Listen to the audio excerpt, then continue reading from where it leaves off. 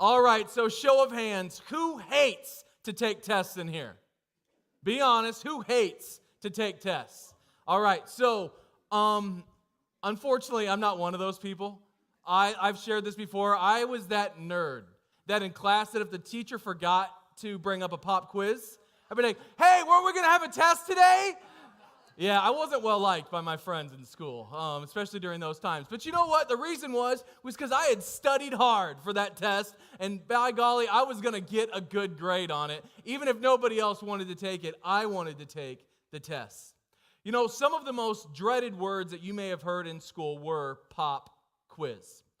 I think back to a test that I had to take my 8th grade year of school. Now, I'm from Missouri, and I know many of you guys are not from this area, but maybe you are, and I don't know if you have to do this or not. But in Missouri, it is state law that you take the Missouri Constitution test.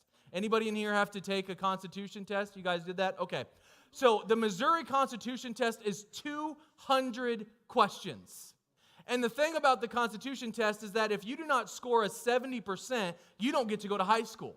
So you get to keep taking that test until you pass it, or you have to stay in 8th grade. Not something that I wanted to do. That was an extremely stressful thing for me. What is the most difficult test you've ever had to take? What was the most stressful test that you've ever sat down? Was it your driver's test?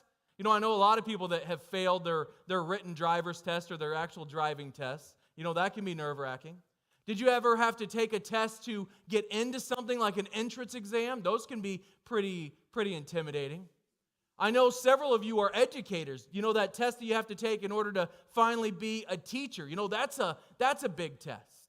Or maybe you're a nurse and you had to take that final nursing exam. You know, these type of tests, they're so important, but they're not necessarily something that we love. In real life, tests are typically pass-fail, right? Like in real life, when you're taking a test, it's not like, all right, I'm really hoping for an A. To be honest, we're just hoping to pass it, right? We're just hoping to get through it. But the same situation that applied for my Constitution test applies to life tests. If you do not learn to pass a test, if you do not take the test well, you will continue to take it until you pass it. Anybody in here failed the patience test? Oh yeah, I still get to take that one all the time. In fact, God, I think, has just gotten tired of proctoring that exam, and He's just passed it on to somebody else because I fail that test all the time. But the purpose of a test is to show you what you have learned.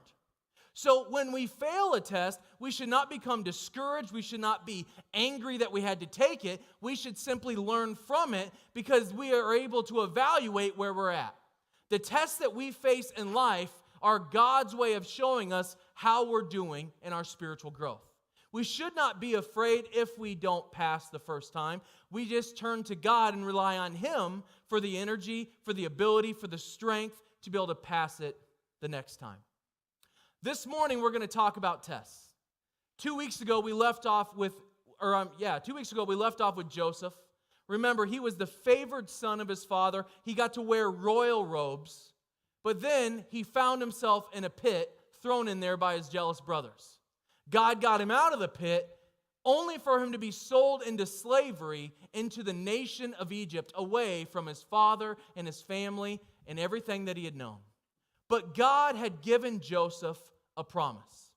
And when God gives you a promise, that promise is bigger than your situation. That promise is bigger than your circumstance. And even when we find ourselves in the pit, we have to hold on to the promise because God never lies. This morning, each of us can learn how to be successful by learning from 4 tests that Joseph passed in Genesis chapter 39.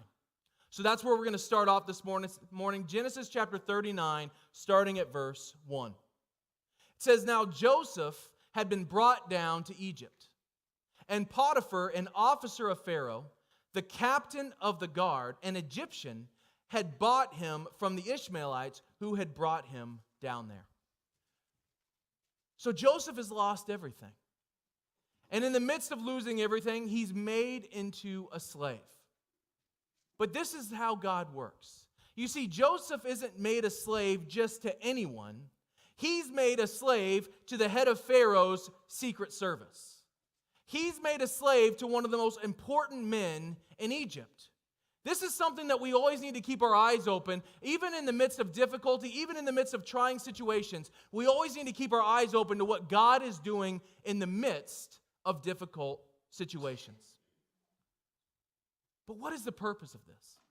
What is the purpose of Joseph going into slavery? Well, you know what?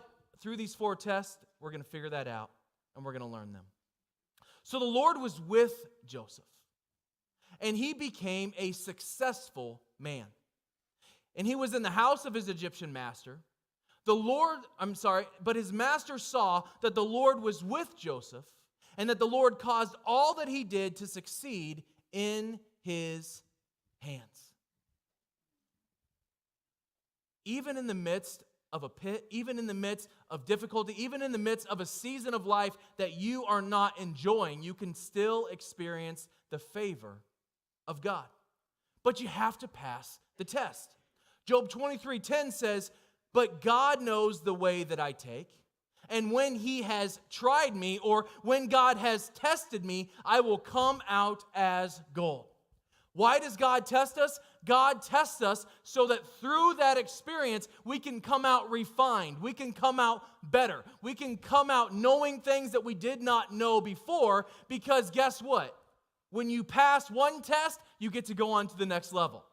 But you don't get to go on to the next test until you've shown that you have learned what God wants you to have learned. So the test number 1 that Joseph passed, Joseph did not become bitter. Bitterness is so easy when things are not going our way. Bitterness is so easy when we get called into that office and we find out that we lost our job. Bitterness is so easy when our spouse tells us that they don't love us anymore and that they're moving on. Bitterness is so easy when the doctor calls us with the results and they are not what we wanted to hear. Bitterness can take root, and when bitterness takes root, it does not produce good things. It produces things that are going to try to destroy our lives. But Joseph didn't become bitter. In fact, Joseph poured himself into the work that was before him. Joseph gave himself 100% to the tasks that were given to him, and through that, God blessed him. You see, you may not be where you want to be right now, but you may be where God needs you or wants you to be right now. You may not be in the dream job that you thought that you would have when you were 14 or 15 years old. You may not be in an ideal situation, but if you are willing to give 100% of yourself right now, you will be amazed at what God can do. God was using Joseph to serve someone, though, that we wouldn't have expected. Potiphar was an Egyptian.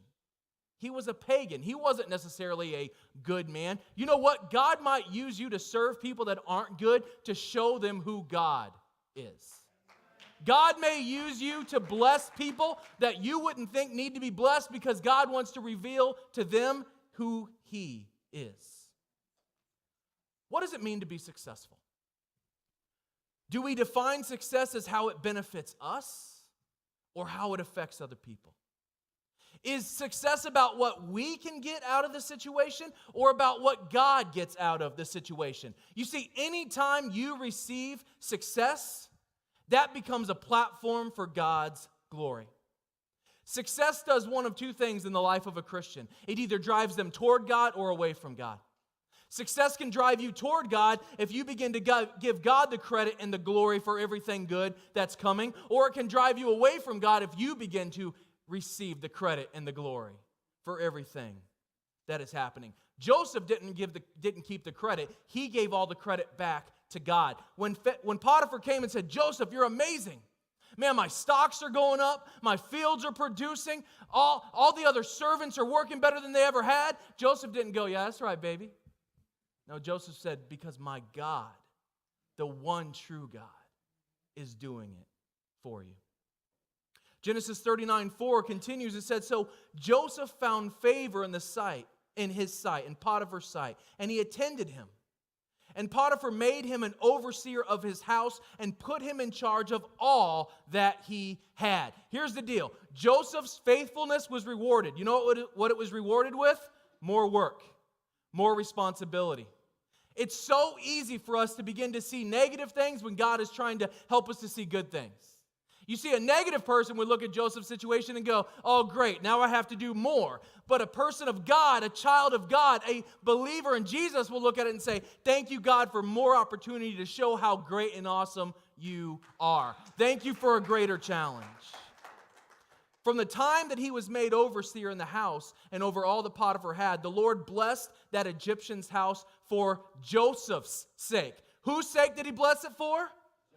For Joseph's sake. It wasn't for Potiphar, it was for Joseph. When you're doing a good job at your job and that company is being blessed because of your good work, it's not because of them, it's for your sake. The blessing of the Lord was on all that he had, in house and in field. So he left all that he had in Joseph's charge, and because of him, he had no concern about anything but the food he ate. Is that who you are? Are you somebody that when you show up, that people don't have to worry anymore because you've come and they know that you have the character, you have the integrity, you have the work ethic, that you're going to get the job done and they don't have to worry anymore? You know what? I'm blessed as a pastor to have a whole lot of those type of folks in this church. I'm blessed as a pastor, as a team leader, to have all kinds of people on my team that I know that when I ask them to do something, I don't have to worry about it again. It's going to happen. I never have to worry about security. I never have to worry about the children's ministry. I don't have to worry about the kitchen. I don't have to worry about hospitality. I don't really have to worry about anything on Sundays but coming in here and doing my job because we have faithful people. Are we faithful? Are we faithful? But it's easy to look at this story and believe that the real success in the story belongs to Potiphar. Because Potiphar, he really has very little responsibility now. He doesn't have to oversee a lot. He doesn't have to manage anymore. Because Joseph was the one doing all the work. It's so easy to become bitter and feel sorry for ourselves. You know, in the prayer room this morning, we prayed against that spirit, that mentality of self-pity. And somebody brought up that when we have self-pity all the time, it's actually revealing a selfishness that's dwelling in our hearts. As Christians, Jesus tells us that our success is defined by how well we serve others. As followers of Jesus, our success is not defined by how much money we make, how big our house is, how great our car is, the schools that we attend or have attended. Our success is defined by how well we serve others. Mark 9:35 says, Jesus sat down, he called the 12 to him, and he said to them, if anyone would be first, he must be last and of all, and the servant of all. You want to be a big shot in God's kingdom? You humble yourself and serve everyone else. Colossians 3:23 tells us how our attitude should be toward the assignments that God gives us. He says, whatever you do, say whatever. He doesn't say when you finally reach the place you want to be. He doesn't say when you finally get the salary that you deserve. He doesn't say when recognition finally starts coming your way. He says whatever you do. That means if you're cleaning toilets, you're flipping burgers, or you're performing surgery, you give 100%. Work heartily. That means with all of your heart, as for the Lord and not for men. Every situation we find ourselves in a place where we've been given an assignment, we are doing it for God, not for other people. We become bitter when we start working for others, specifically ourselves. We become encouraged when we begin to work for Jesus. Genesis chapter 39, the second part of verse 6. Now, I love this first verse. It says, now Joseph was handsome in form and appearance. Do you ever just read a scripture and you just really relate to it?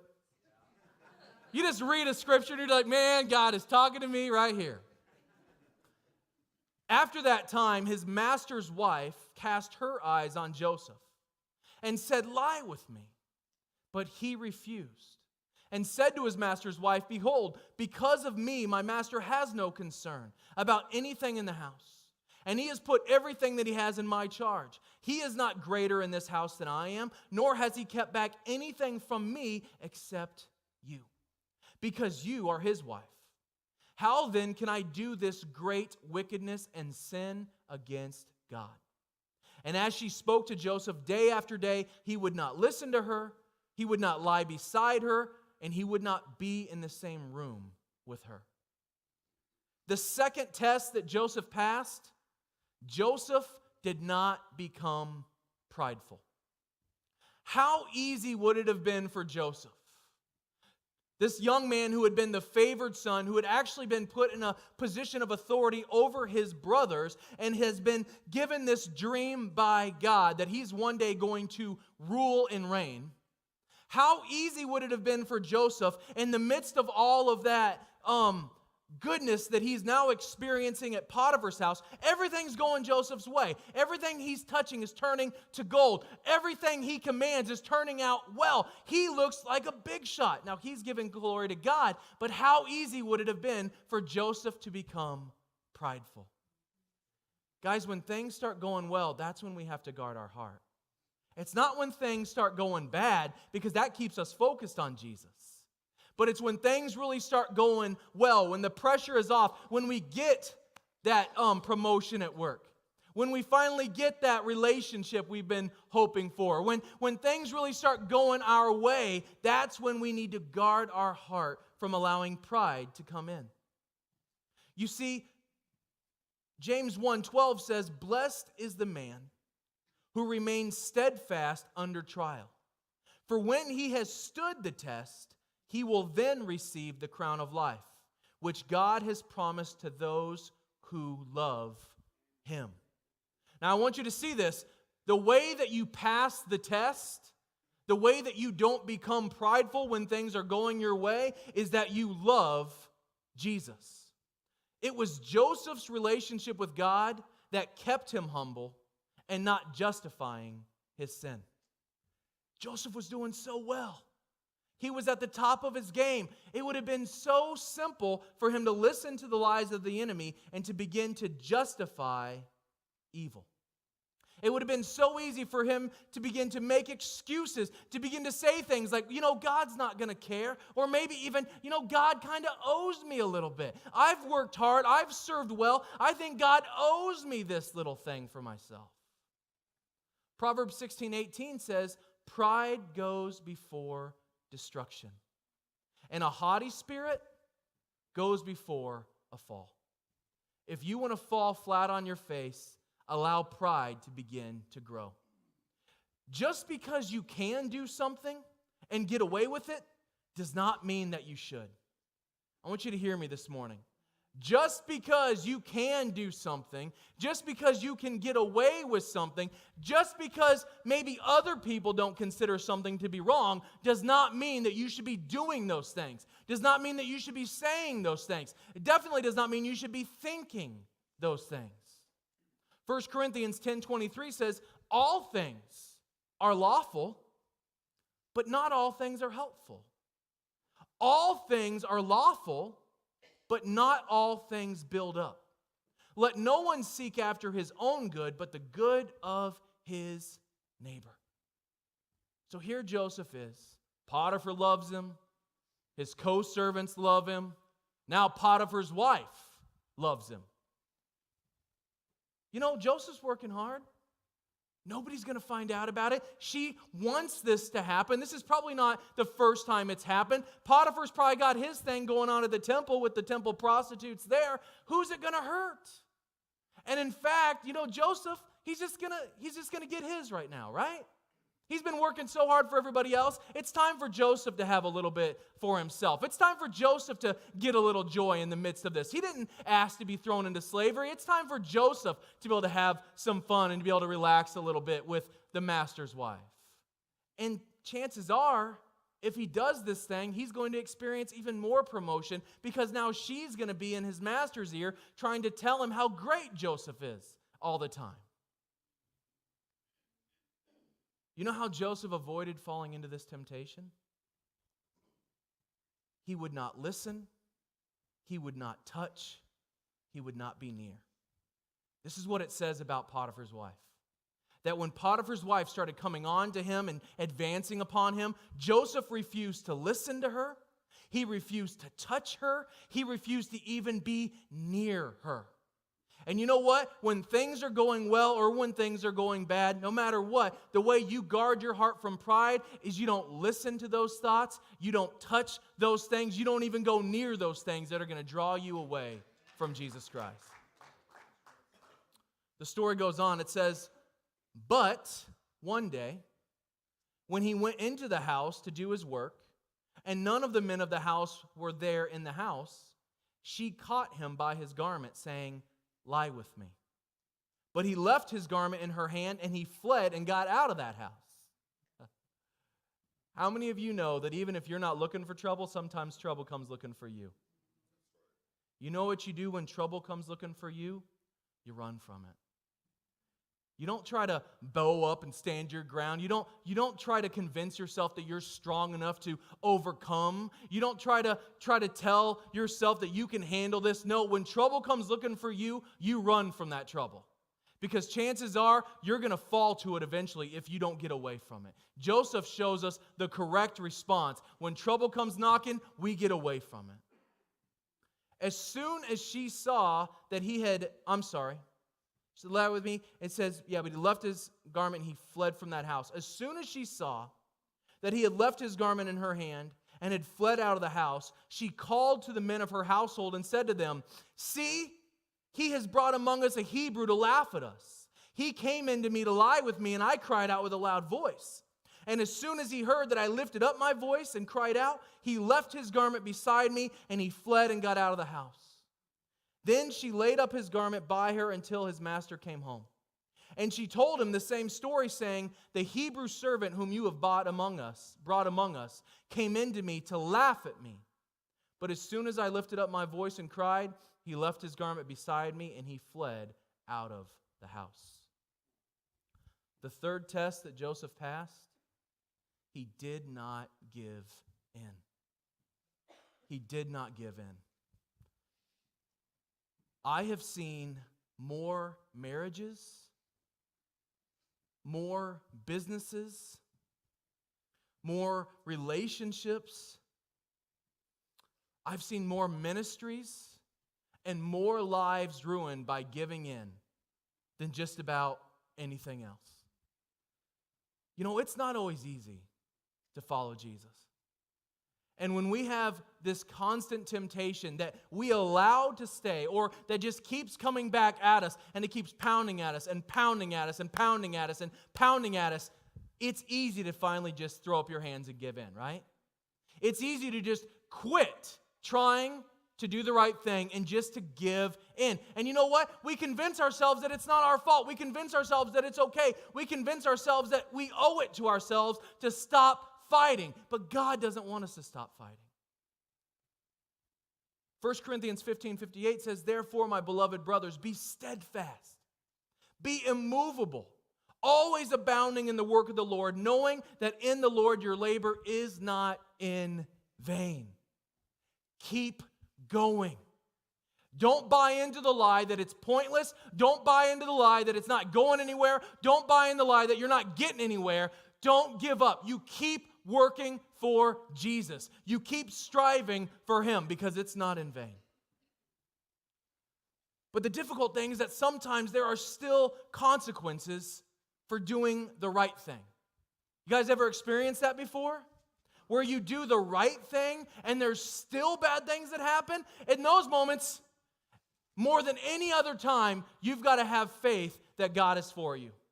And the moments when you do the right thing and you seem to get punished for it, that's when your faith has to well up and you have to believe above everything, no matter what it looks like, that God is for you and that He's going to come through for you. Because those moments will break you if you're not careful. Those moments will break you if you don't trust in God completely. James 1:2-3 says, count it all joy, my brothers, when you meet trials of various kinds, for you know that the testing of your faith produces steadfastness. You see, passing the test doesn't mean that you just get to go on to the next level. Passing the test produces the fruit of God in your life, and it makes you stronger so that when the next test comes, you are ready for it. When the next thing comes your way, you are prepared to handle it face on. You know, in this situation, she told a lie. Here is a woman who has been scorned. Her advances have been refused. I'm sure this is not making her happy. So she makes up an accusation about Joseph. Sometimes when you do the right thing, people are going to lie about you. Sometimes when you do the right thing, people are going to gossip about you. Sometimes when you do the right thing, people are going to turn on you. We've talked about this many times. Misery loves company. And when you decide to stop being miserable, all the miserable people aren't going to like that, and they're going to try to bring you right back down to where they are. They might even think that they're doing you a favor. Have you ever said the words, "I didn't sign up for this"? Any of you ever said that before? I've thought it, I've said it. Well, guess what? You may not have signed up, but God volunteered you because He has a plan to bring you through it to succeed for His glory. You may not have signed up. You may not have done something that led you into the situation that you're in, but God has placed you there or allowed you to be there because He has a plan for you to succeed for His glory. You guys ever heard the story of Job before?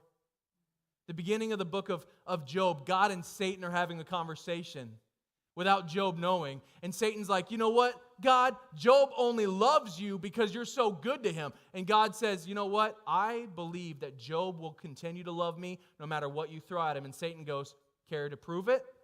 And God says, okay, I'm taking my hands off. Do whatever you want to do, but he's going to remain faithful. And through 38 chapters of the book of Job, there's difficulty after difficulty after difficulty after difficulty, things that we can't even imagine possible, things that seem impossible to all happen to one individual. And at the end of the book, Job's attitude is, God, I don't get it. God, I don't like it. God, I don't want it. But God, I love you. And at the end, God brings back double everything that he had taken from him in the beginning. You may not have signed up for it, but God has volunteered you, and he's going to give you the strength and the ability to get through it and to have the victory. Genesis 39:19 says, as soon as his master heard the words that his wife spoke to him, this is the way your servant treated me, his anger was kindled. And Joseph's master took him and put him into the prison, the place where the king's prisoners were confined, and he was there in prison. Now, because of the context of this passage, I don't believe that Potiphar's anger was toward Joseph. I think Potiphar's anger was he was angry at the situation. I think Potiphar knew that his wife was a little shady. I don't think this was probably the first time that she tried this with the hired help. And I think Potiphar was more upset that to save face in front of the Egyptians, he was now going to lose the best manager he'd ever had. Because Joseph was making him rich, guys. And he didn't want to lose Joseph. The reason that I believe this is because there were all kinds of prisons in Egypt during this time. There were holes in the ground. And I tell you what, if somebody tried to mess with my wife, I'm putting them in a hole in the ground, right? After forgiving and praying for them. I'm not going to put them in the luxury prison. Like, this is the Martha Stewart prison in Egypt, guys. Like, this was not the bad prison. This was the prison where Pharaoh put his administrators that had annoyed him to go away for a time, right? So Joseph is put into not a horrible place, but we're on a roller coaster ride, aren't we? If you've ever been on a roller coaster ride, it's always the first drop that takes your breath away. Then you kind of get prepared for the rest of them. So Joseph is the favored son, and then he drops down into a pit, gets out of the pit, goes down into slavery, rises to the head of prominence in a household. Now he's dropped into prison. But I want you guys to see this again. It's not just any prison.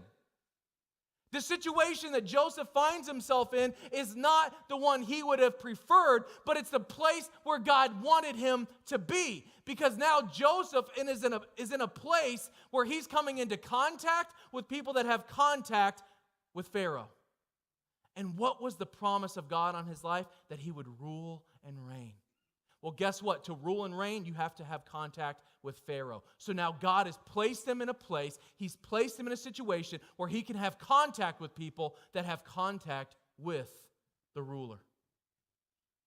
It goes on and says, but the Lord was with Joseph and showed him steadfast love and gave him favor in sight of the keeper of the prison. I love this because before it says that God was with Joseph, that God was giving Joseph favor, but now it tells us that God gave him steadfast love. You may be frustrated by where you're at right now. You may be hurting and struggling and confused and scared and all these other human emotions, but I tell you this, you are not alone.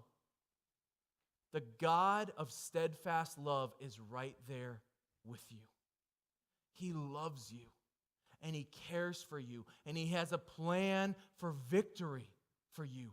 Don't give up. The fourth test that Joseph passed, Joseph did not give up. This is the place in the story where many of us would get angry with God. Any of you ever been angry with God before? You know what? It's okay. The book of Psalms, half of it is people being angry with God and saying, why God? Why God? Where are you, God? Don't you love me, God? Don't you care about me, God? It's a very human thing to feel this way. And you know what? God is big enough to handle your honesty. But don't allow that misplaced frustration, that misplaced anger to cause you to give up. 1 Peter 4:12 says, Beloved, do not be surprised at the fiery trial when it comes upon you to test you, as though something strange were happening to you. But rejoice in that as you share Christ's sufferings, that you may also rejoice and be glad when His glory is revealed. I love this. Joseph is in prison, but now he's been given the stewardship, the mastery, the control of the prison. Joseph has been put in a place where all of the leaders of Egypt are at his disposal. The leaders of Egypt that have fallen from grace in Pharaoh's sight, Joseph is now running their daily lives. When Joseph was doing the day-to-day management of Pharaoh's house, do you not think that experience would be helpful for him when he's going to manage the affairs of a nation? He wouldn't have been given this opportunity in his father's house. In his father's house, he was a spoiled brat. In his father's house, he wasn't managing and overseeing. He was just a favored son who walked around in a nice robe and told on his brothers. He wasn't given responsibility. But in Potiphar's house, he gains the responsibility that he's going to need to lead Egypt. Now he's in prison, and he's dealing with spoiled bureaucrats. This is not a place that I envy, guys. Have you ever had to deal with someone who's spoiled or entitled before? Is that a fun thing to have to do? These are people that are in prison, but they're in the nice prison, and they're being pampered. These are people that have been used to luxury in their lives. But Joseph had to learn how to deal with these people if he was going to deal with them when he led the nation. What are you allowing God to teach you in your current situation? What are you allowing God to show you in your current situation that He's going to use for His glory later on? I love it when it says here that we will be glad when God's glory is revealed. If we are willing to look, there is always evidence around of God's favor in our lives, even in the difficult situations. 6 years ago, many of you were here at the church when mine and Amy's oldest daughter, Journey, was born. Journey was born at 28 weeks. She came 3 months early. She weighed 1 pound, 10 ounces. I could literally hold her in the palm of my hand. Now, it would have been really easy in the midst of that situation just to be angry at God. God, why us? I mean, come on, I'm a pastor. I should have a big, fat, healthy baby, right? Like, come on. What are we doing here? By the way, I got that with the second one. So,